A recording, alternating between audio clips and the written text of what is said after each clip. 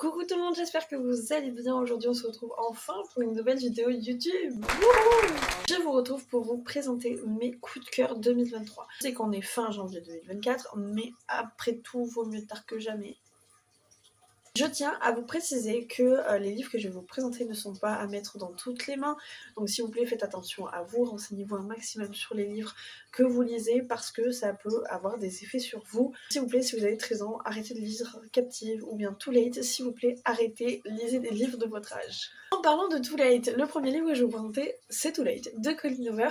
Colleen Hoover, je sais que c'est une autrice problématique. Si jamais vous avez envie de découvrir ses livres, mais que vous n'avez pas envie de les soutenir, achetez ses livres d'occasion. Du coup, Too Late, c'est le livre qui m'a confortée dans l'idée qu'il fallait que je lise plus de new romance. J'ai recommencé la lecture avec Jamais plus. Alors Jamais plus n'est pas dans ce classement malgré le fait que c'est un livre que je garderai à jamais dans mon cœur parce que c'est lui qui m'a fait découvrir ce style de livre-là. Mais Too Late pour moi est clairement au-dessus de Jamais plus. Too Late, attention, c'est une dark romance, donc pas à mettre dans toutes les mains. Ayez minimum 16 ans pour le lire. J'ai adoré cette lecture, elle est très très profonde. Attention, trigger warning encore une fois. Dans ce livre, on va suivre Sloane qui n'a pas toujours eu une vie facile.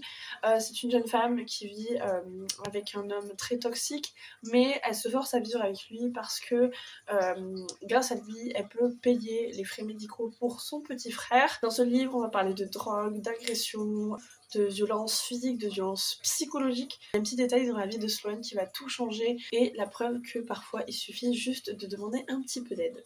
Ensuite, je vais vous présenter une duologie, c'est la duologie London and Shy. Alors je sais qu'il y a Eleanor et Gray normalement à lire entre les deux.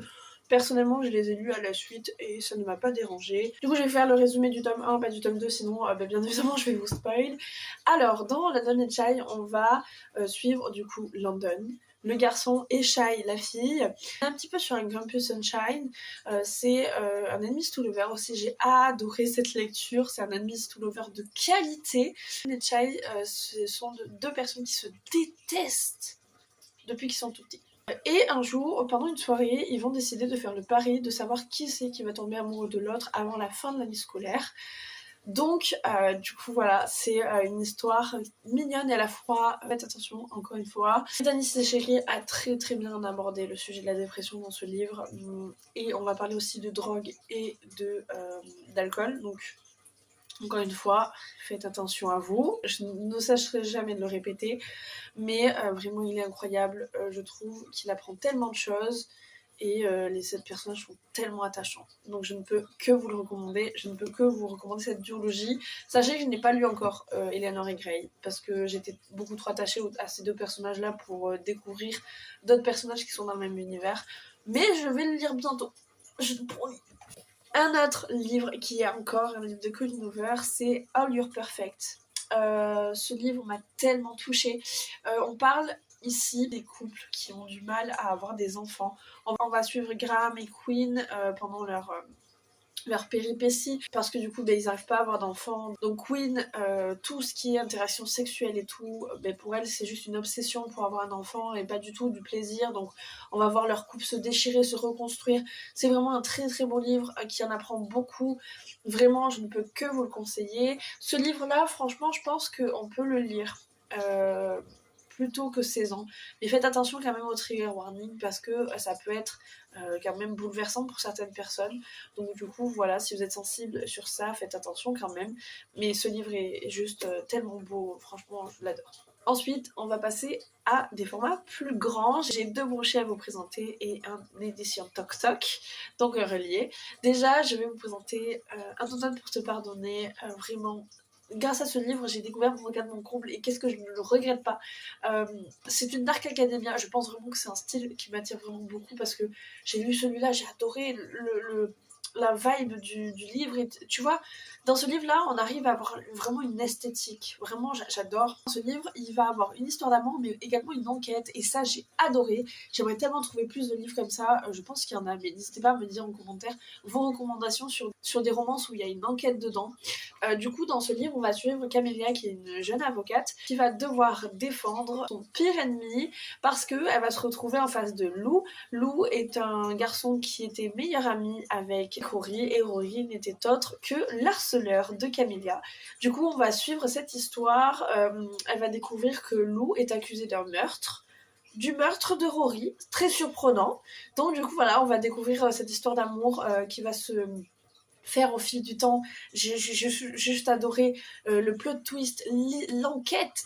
J'ai adoré, je ne peux que vous le recommander, il est incroyable. Vraiment, je kiffe. Attention à vous, 16 ans minimum, s'il vous plaît. Ne vous inquiétez pas, vous avez le temps de les lire. Vous attendez un petit peu d'avoir l'âge requis. Les livres ne vont pas disparaître d'aussitôt, ne vous inquiétez pas. Non, lui, je vais le laisser pour la fin parce que c'est mon petit chouchou numéro 1. Après, on va parler de mon dernier coup de cœur en date, La nuit où les étoiles se sont éteintes. J'ai pris du temps à le lire, ce livre, parce que j'en entendais beaucoup parler. Et j'avoue que ça m'a saoulée. J'avoue qu'à force d'en entendre parler, j'avais pas vraiment envie de le lire. Et là, je me suis dit, vas-y, saute le pas, lis-le, il a l'air vraiment incroyable. Et qu'est-ce que je regrette pas. C'est un coup de cœur. J'ai adoré. J'ai encore le tome 2 à lire parce que il faut d'abord que je me remette dessus là avant de lire le tome 2.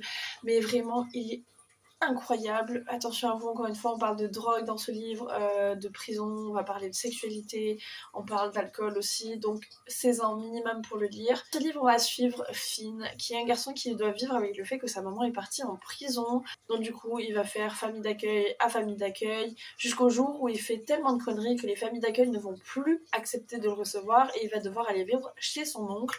Qui dit nouvelle maison, dit nouveau lycée, dit nouvelles rencontres, et ces nouvelles rencontres vont littéralement lui changer la vie. Vraiment, je ne peux que vous le conseiller. C'est une romance homosexuelle si jamais vous cherchez ça. Vraiment, je surkiffe. J'ai juste une envie, c'est de lire le tome 2. Mon petit cœur me dit, attends, calme-toi, on va attendre un petit peu quand même avant de le lire. Et le dernier livre que je vais vous présenter, c'est mon plus gros coup de cœur de cette année. Vraiment, j'ai tellement pleuré pour ce livre. C'est 1000 baisers pour un garçon. C'est très cliché parce que beaucoup de personnes l'adorent ce livre, mais je ne peux que vous le recommander parce qu'il est juste incroyable. Vraiment, j'ai pleuré du début à la fin. Enfin, vraiment, juste mon petit bébé. Lui, pour le coup, vous pouvez le lire à partir de 13 ans. C'est un livre qui est adapté pour cet âge-là. Mais si vous êtes très sensible et même avoir le cœur bien accroché. Du coup, dans ce livre, on va suivre Poppy et Rune. Ce sont deux personnes qui s'aiment depuis qu'ils sont petits. Tout se passe bien dans leur vie jusqu'au jour où Rune apprend à Poppy de déménager loin de leur ville. Au début, ça va être un déchirement, mais au final, ils vont réussir à vivre leur relation à distance. Mais du jour au lendemain, Poppy arrête de donner des nouvelles à Rune. Il ne va pas savoir pourquoi jusqu'au moment où il va revenir dans la ville où ils étaient quand ils étaient petits. Et il va apprendre la vérité. C'est un livre qui m'a fait énormément pleurer. Je ne m'en remettrai jamais, je pense. Sachant que j'ai relu le collector, parce qu'à la base, j'ai lu l'édition poche. Et j'ai relu le collector pour lire le chapitre bonus. J'ai pleuré autant les 2 fois, vraiment, mais il est incroyable. Il est vraiment tellement beau ce livre. Et voilà pour mes coups de cœur de 2023. N'hésitez pas à vous aussi me dire en commentaire les coups de cœur que vous avez eus. N'hésitez pas aussi à me donner votre avis sur les livres que j'ai présentés. Je vous fais des énormes bisous et on se retrouve bientôt dans une prochaine vidéo. Bisous bisous.